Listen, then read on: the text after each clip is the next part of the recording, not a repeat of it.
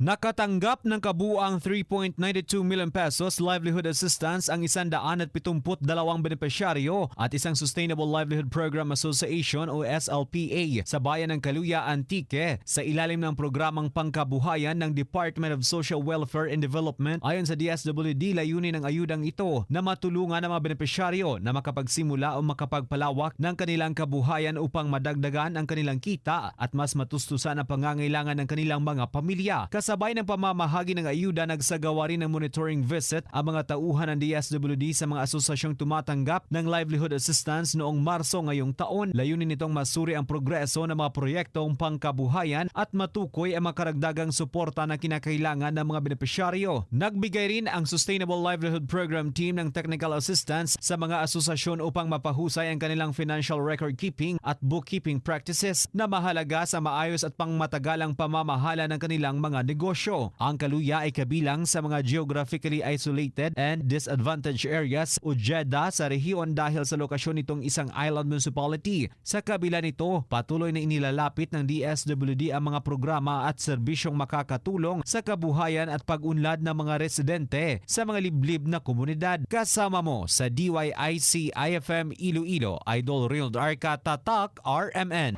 RMN Network News.